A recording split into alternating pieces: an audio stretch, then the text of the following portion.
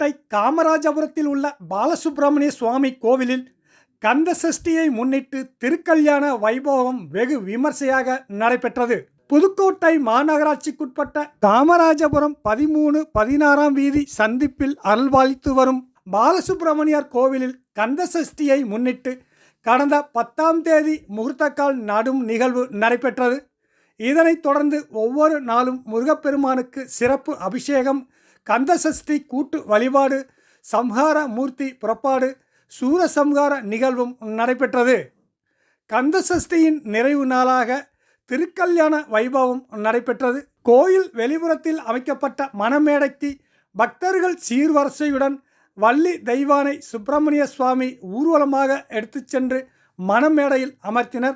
இதனைத் தொடர்ந்து வள்ளி தெய்வானை சுப்பிரமணியர் சுவாமிக்கு பட்டாடைகள் உடுத்தி வண்ண மலர்கள் ஆபரணங்கள் அணிவிக்கப்பட்டு சிறப்பு யாக பூஜையும் நடைபெற்றது. மேலதாளங்கள் முழங்க சிவாச்சாரியார்கள் மந்திரம் ஓத 500க்கும் மேற்பட்ட பக்தர்கள் முன்னிலையில் திருக்கல்யாண வைபவம் நடைபெற்றது. இதனைத் தொடர்ந்து மகா தீபார்த்தனை காட்டப்பட்டது. இதில் பங்கேற்ற பக்தர்கள் முருகப்பெருமானின் திருமண கோலத்தை கண்டு தரிசனம் செய்து வழிபட்டனர். பின்னர் பக்தர்களுக்கு பிரசாதம் வழங்கப்பட்டது. கோவில் நிர்வாகிகள், உறுப்பினர்கள், இளைஞர்கள் இதற்கான அனைத்து ஏற்பாடுகளையும் செய்திருந்தனர்.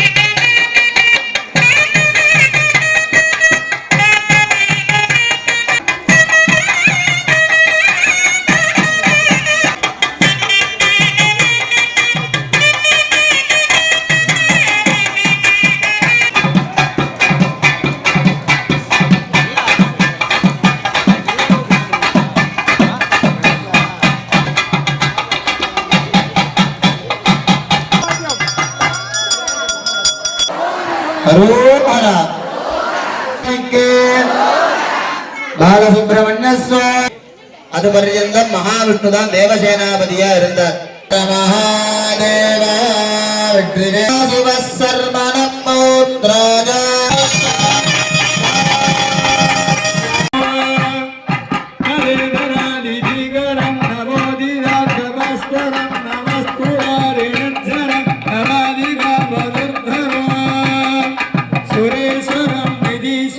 గజేశ్వరం గణేశ్వరం నాగేశ్వరం తమాశ్రయ పరాత్పరం నిరంతరం